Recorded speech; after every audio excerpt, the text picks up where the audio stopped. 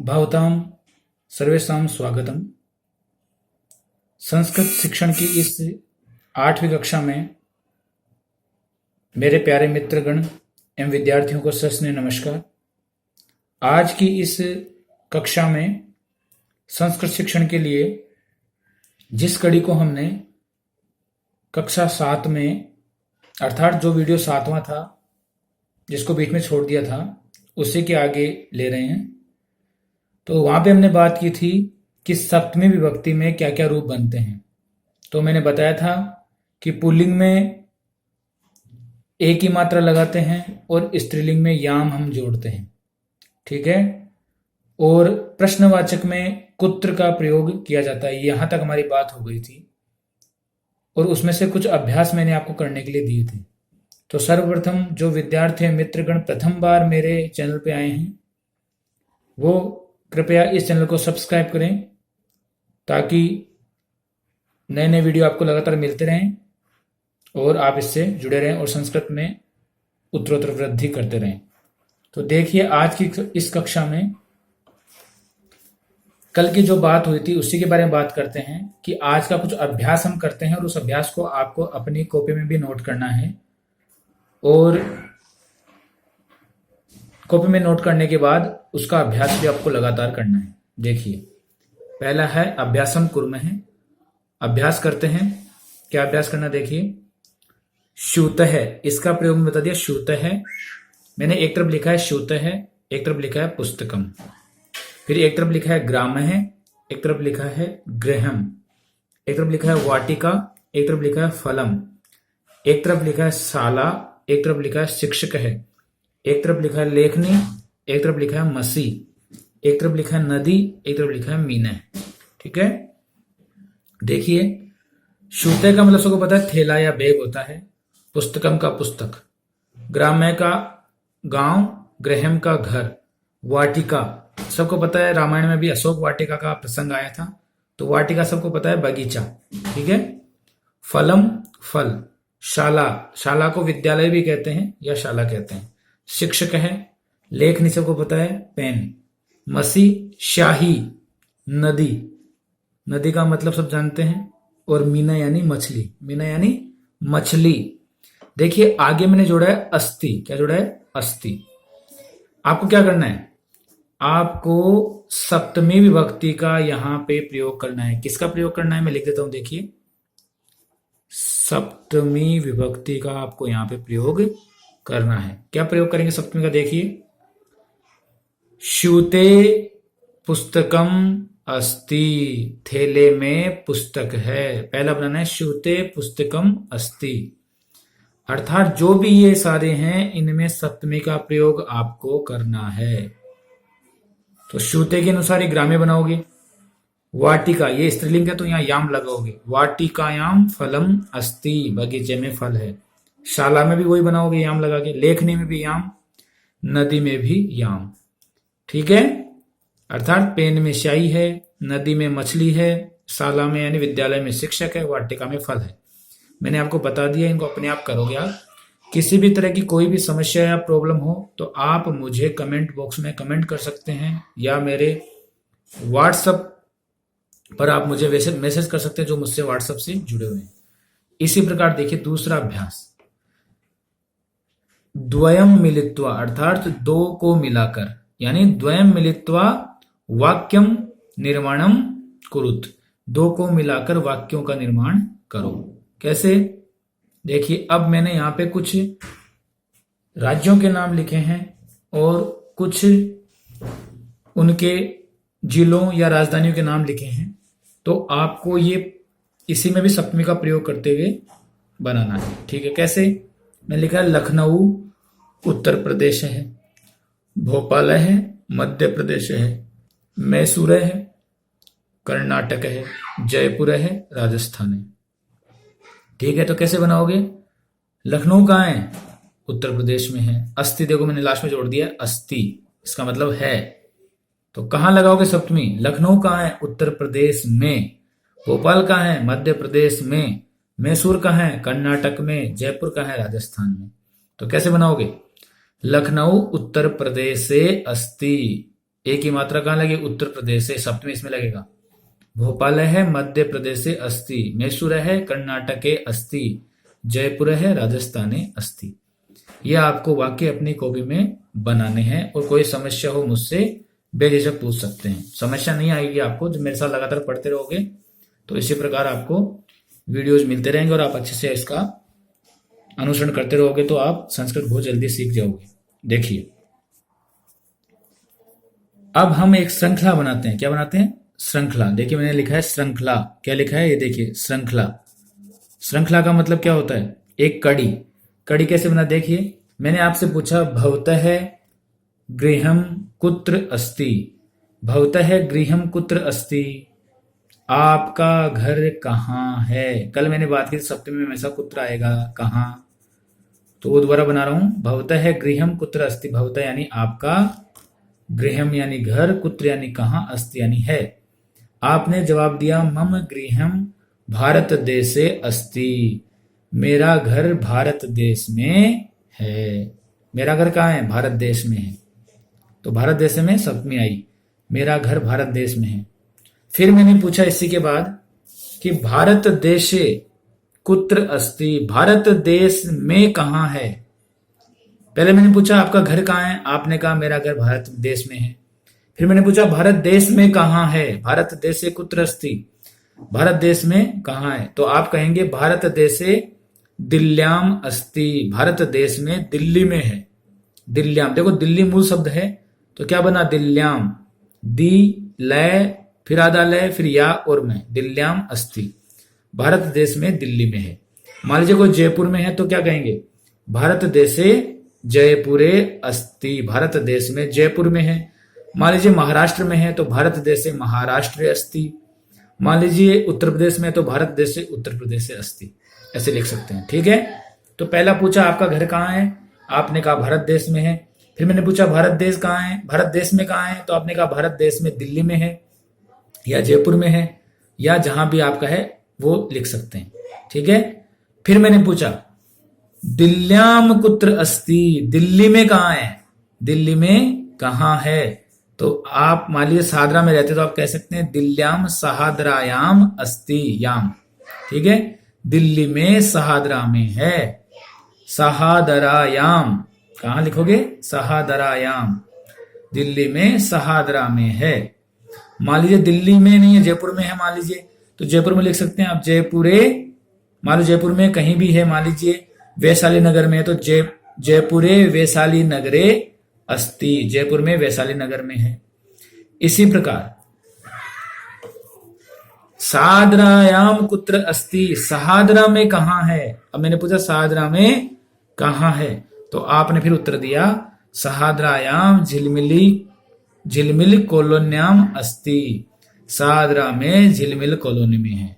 जैसे अपना विद्यालय है ना, तो उसी प्रकार सहादरायाम झिलमिल कॉलोन्याम अस्ति, क्योंकि कॉलोनी में ई की मात्रा है, ई में याम लगेगा तो कॉलोन्याम। मान लीजिए और भी कोई हो, जहां पे भी आ आए उसमें याम जोड़ दो, ई आए याम जोड़ दो, ए आए तो क्या करना है? ए जोड़ना है।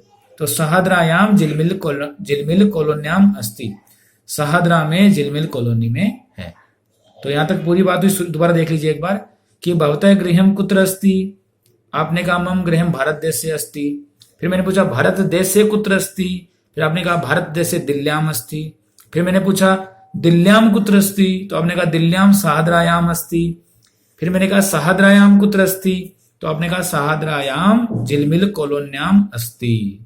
ठीक है, यहां तक समझ में आ गया होगा। ये आपको पूरा करना है अपनी कॉपी में अच्छे से, ठीक है।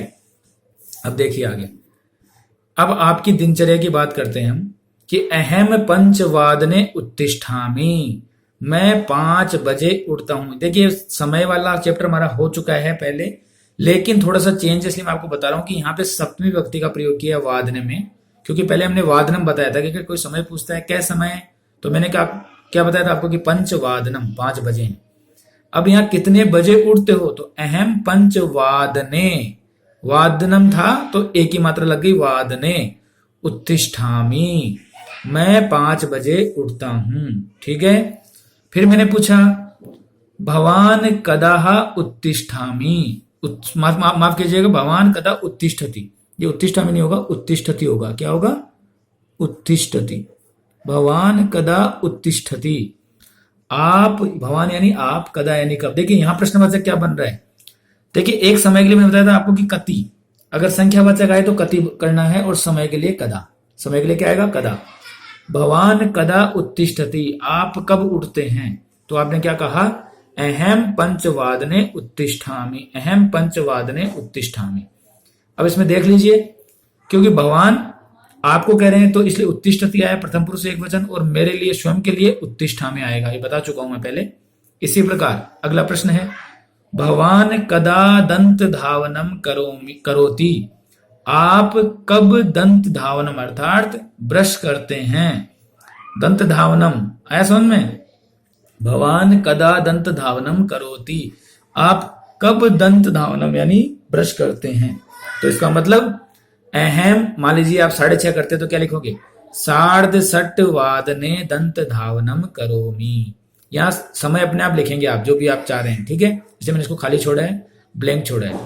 अहम 6:30 दंत धावनम करोमि, जो भी आपका समय है। 9 बजे करते तो 9 अगला प्रश्न है, भगवान कदा योगासनम करोति, आप कब योगासनम यानी व्यायाम, करोति यानी करते हैं? देखिए यहां पे अगर स्त्रीलिंग को तो भवती कर सकते हैं, आगे देखो मैं बता दूंगा अभी मैं, है ना। आप कब योगासनम करते हैं, अर्थात भगवान कदा योगासनम करोति, तो आप क्या लिखोगे? अहम 9 10 जो भी आपका समय है, अहम 9 योगासनम करोमि। क्या होगा? करोमि, ठीक है। अहम के लिए करोमि। फिर भगवान कदा विद्यालयम गच्छति, भगवान कदा विद्यालयम, ये बिंदु है ऊपर, ठीक है। विद्यालयम, भगवान कदा विद्यालयम गच्छति, आप कब विद्यालय जाते हैं? तो क्या कहेंगे? अहम 10:30 विद्यालयम गच्छामि। क्या आएगा? गच्छामि। देखिए बताता हूं मैं, गच्छति का गच्छामि, ठीक है। और बता चुका हूं पहले, उत्तम पुरुष एक वचन आएगा गच्छामि। अहम 10:30 विद्यालयम गच्छामि, ठीक है। इसी प्रकार भवती, मान लीजिए स्त्रीलिंग है, स्त्री को पूछो तो भवती कदा पूजाम करोति या भवती कदा उत्तिष्ठामि, वही सारी चीजें आ जाएगी। भवती यानी आप, कदा यानी कब, पूजाम यानी पूजा, करोति यानी करती हैं, आप कब पूजा करती हैं। तो क्या कहेंगे? अहम 11:15 पूजाम करोमि, मैं 11 बजे पूजा करती हूँ, या 9 पूजाम करोमि, या 7 पूजाम करोमि, जो भी आपकी है। इसी प्रकार भवती कदा अल्पाहारम करोति, आप कब नाश्ता करती हैं? कब? अल्पाहारम यानी नाश्ता, सुबह का अल्प आहार अर्थात अल्पाहार, अल्पाहारम मतलब नाश्ता, ब्रेकफास्ट जैसे इंग्लिश में बोलते हैं हम। तो अहम 10 अल्पाहारम करोमि, ये आप अपने आप करेंगे। कोई भी समस्या हो मुझसे पूछ सकते हैं। अगला देखिए, एक अभ्यास और दिया मैंने आपको, अभ्यासम कुर्म, अभ्यास करते हैं। मैंने यहाँ लिखा है गोपालस्य दिनचर्या, गोपाल की दिनचर्या। गोपाल नाम का एक लड़का है, उसकी दिनचर्या मैंने यहाँ पे दी है। यहाँ पे आप कोई भी नाम लिख सकते हैं, अपना नाम भी लिख सकते हैं, दिनेश, सुरेश, महेश, विनित, जो भी आपका नाम है वो लिख सकते हैं, ठीक है।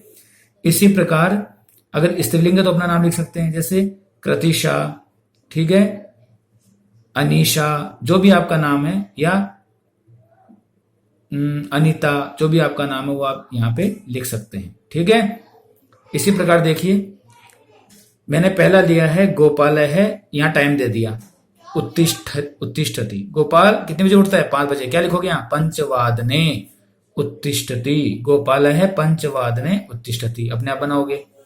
फिर गोपाल है दंत धावनम करोति, देखिए मैंने यहाँ पे दिया है कि सप्तमी विभक्ति का प्रयोग हमें करना है। पूरी में सप्तमी विभक्ति की बात चल रही थी कल भी, और आज मैंने उसका अभ्यास आपको दिया है करने के लिए। तो गोपाल है 6 बजे दंत धावनम करोति यानी ब्रश करता है। तो गोपाल है 6:15 दंत धावनम करोति, गोपाल 6 बजे ब्रश करता है या मंजन करता है। गोपाल है 6:30 स्नानम करोति, गोपाल 6:30 बजे स्नान करता है। क्या बनाओगे? 6:30 अपने आप बनाओगे, सार्धषट वादने, बता चुका हूं पहले। उसके बाद है गोपाल है, क्या लिखा है, 7:45, 7:45, अल्पाहारम स्वीकरोति, गोपाल 7:45 बजे नाश्ता स्वीकार करता है या करता है, या स्वीकरोति भी ठीक है, करोति भी ठीक है, करता है या स्वीकार करता है, ठीक है। गोपाल है 9:15 यानी 9:15 बजे विद्यालयम गच्छति, गोपाल 9:15 बजे विद्यालय जाता है। अपने आप बनाओगे ना इसको, पादोनष्ट वादने, 9:30 वादने, ठीक है, अपने आप बनाओगे इसको। अब देखिए इसी प्रश्नों का यदि हम प्रश्न पूछते हैं तो कैसे पूछेंगे। देखिए गोपाल है किम करोति, गोपाल क्या कर रहा है, तो सिंपल सा है, हम देख के बता सकते हैं गोपाल क्या कर रहा है। तो गोपाल है स्नानम करोति, सीधा कह सकते हैं गोपाल है स्नानम करोति। अगर पूछे कदा, अथवा दोनों तरह प्रश्न बन सकते हैं, गोपाल है कदा स्नानम करोति, गोपाल कब स्नान करता है, तब हमें समय बताना है कि वह कितने स्नान करता है। वह है 6:30 बजे, अर्थात 6:60 वादने स्नानम करोति, ठीक है। गोपाल 6:30 बजे स्नान करता है, ठीक है। कदा पूछे तो समय बताना है, किम पूछे तो वो क्या कर रहा है बताना है। गोपाल किम करोति, गोपाल स्नानम करोति, गोपाल किम करोति, गोपाल उत्तिष्ठति, गोपाल किम करोति, गोपाल अल्पाहारम करोति, गोपाल किम करोति, गोपाल दंत धावनम करोति, ठीक है, ये कर सकते हैं हम। किम का मतलब क्या, क्या कर रहा है, तो सिंपल सा बताना है क्या कर रहा है। और कदा यानी कब, वह कब स्नान कर रहा है, तो हमेशा समय के लिए कदा का प्रयोग होगा। और किम का प्रयोग मैं पहले बता चुका हूं, दोबारा मैंने यहाँ पे लिख दिया है कि हम कोई भी चीज पूछे, जैसे भवत्या नाम किम, पहले आई थी बात, भवान नाम, भवतय नाम किम, है ना, भवान कुत्र गच्छति, वहां कुत्र आया तो सप्तमी में आ जाएगा, किम के लिए क्या, ठीक है। तो फिर से देखिए इसको एक बार कि गोपाल है किम करोति, तो क्या कहेंगे, गोपाल स्नानम करोति, गोपाल उत्तिष्ठति, गोपाल विद्यालयम गच्छति, कदा, तब समय बताना है। तो मैंने दोनों तरह से इसको बताया है सप्तमी विभक्ति के लिए। तो आज जो मैंने कक्षा आपकी ली है, इस कक्षा को बहुत ध्यान से देखिए। कोई भी समस्या हो और कोई भी दिक्कत हो तो मुझसे बेझिझक पूछ सकते हैं, कमेंट कर सकते हैं, व्हाट्सएप पे जुड़े, व्हाट्सएप पे पूछ सकते हैं।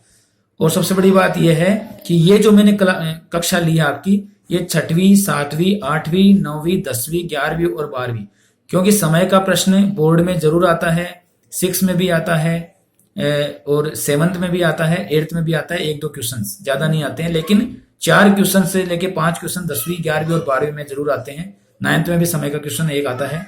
तो इस क्लास को अच्छे से देखिए। और प्रश्नवाचक तो हर क्लास में आता है कि प्रश्न कैसे बनाना होता है, उसके लिए मैंने ये वीडियो बनाया है, तो आप इसको जरूर जरूर देखिए। और कोई भी समस्या हो मुझसे पूछिए। तो आज के इस वीडियो में इतना ही। बहुत बहुत धन्यवाद देखने के लिए, बहुत बहुत धन्यवाद। जय हिंद, जय भारत।